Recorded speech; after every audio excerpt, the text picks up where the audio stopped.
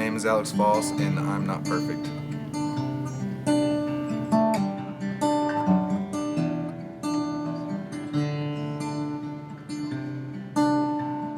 Probably early middle school, I was I actually got really depressed, and I actually went to a psychologist. And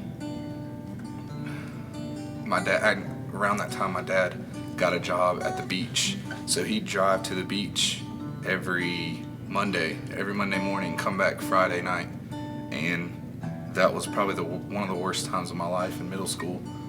Every time my dad left, I'd be broken, like absolutely broken. Anyways, in middle school, it didn't help. At middle school, I was bullied a lot because of my weight, and I don't think I've ever said that either. But I was bullied constantly, and never heard the end of it. And I don't know, I was just really depressed. And then my mom and dad got separated, and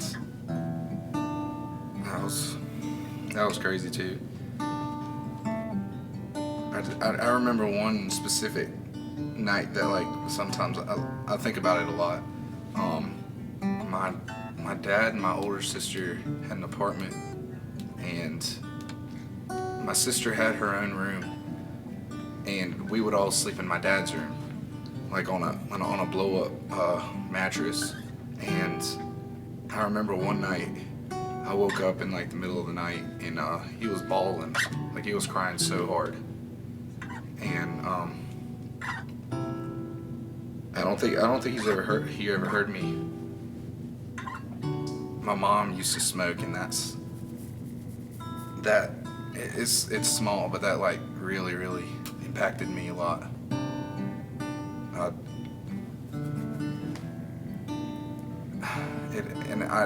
I was in daycare class, and I saw what smoking could do to you, and I saw my mom smoking. I'm like, why would she do that to herself? And I mean, I was just in middle school, so I didn't know any better. And I mean, that is true. Like, that stuff's bad for you. And I told myself when I found out she did that, I was like, I'm never gonna do that stuff. I'm never gonna smoke cigarettes. I'm never gonna do any of that drug stuff, alcohol, whatever. I'm never gonna do any of that stuff. I went to Rivermill for high school, and I really struggled with being accepted. It was really bad. And sophomore year came around, and this girl that I liked, she was like, why don't you come over, hang out? And try this drink, you know? And I'd only be doing it just to hang out with her more and get more chances to hang out with her. I just got involved with alcohol and illegal drugs, and I started smoking. I was out probably every other night, behind my parents' back, partying and drinking, smoking, doing a bunch of stuff. And that all started, and it got real bad. The reason I did it was to get a girl's attention. I really liked her. She was into the party scene. She said, try this. I tried it. She was my best friend. I'd do anything for her. There's other temptations there, like having sex and getting involved with that kind of stuff. And I had sex with that girl, and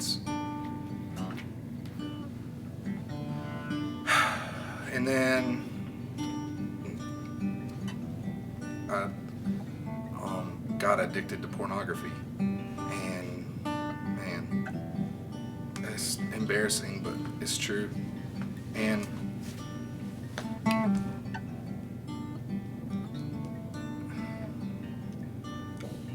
people say this all the time, but there's always a voice in the back of my head saying, why are you doing this? What's the point? Where are you getting with your life?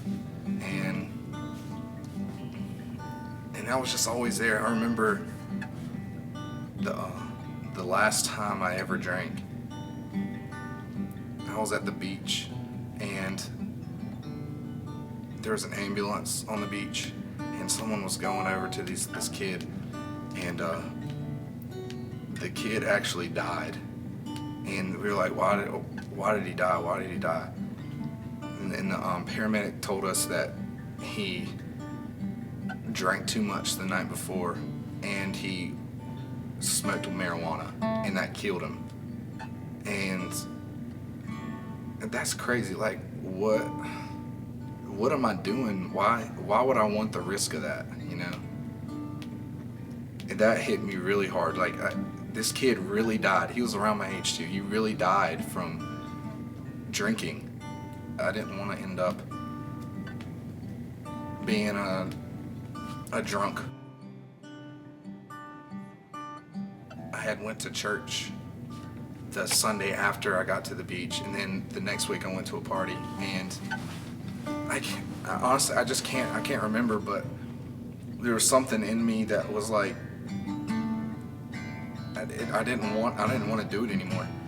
And they'd be like, Alex, why aren't you drinking? Why aren't you drinking? I'd be like, got a headache, stomach hurts, whatever. I'd just use excuses. But I went home from that, and I'd never drank again after that. And it was the Holy Spirit. I honestly believe that. Because I had never rejected anything like that. And when I had went to church, I just felt something. Like something was different in me. Something was completely different. And I was not the person I used to be. I was completely new, and I haven't stopped growing from there. And that temptation's still there. Don't get me wrong, but I think, how could I afford to damage my relationship with God by doing these things that can only hurt others and hurt myself? And I don't even remember the date I got saved. I just remember the change. I remember how God spoke to me, and He kept speaking to me like, you are someone that I care about. You have a purpose, and your purpose is not to get drunk on the weekends and waste your life away like that. And oh yeah, in high school also, my mom got pregnant, and by my dad, and she stopped smoking, and man, that was probably one of the best. That was probably top 5 day of my life, and there's a huge weight lifted off my chest, and I see that as God. That's totally a God thing. Like, my brother had been going here for a long time, and my brother, I saw a change in Billy that wasn't just a usual change. People change, but this wasn't just Billy changing because he was growing up. But I saw that the more he went to church and the more that he read the Bible, the more happy and the more confident he became, and the more loving he became. He became more loving to me, and he invited me to church all the time, and I'm like, no, Billy, I'm tired, I don't want to go to sleep. But my brother, he just kept on pushing. He kept pushing me to a new life, and I think that was God using Billy, my brother Billy, to save me. How would you say your life is different now? Well,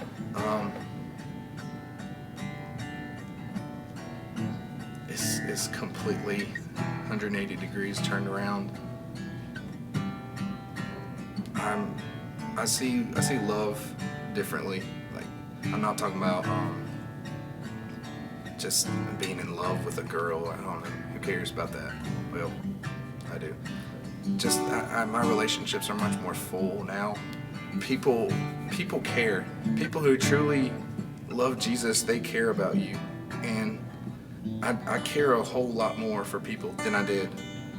I I want to be involved with people, and I think that's what it's all about. Like, just leading people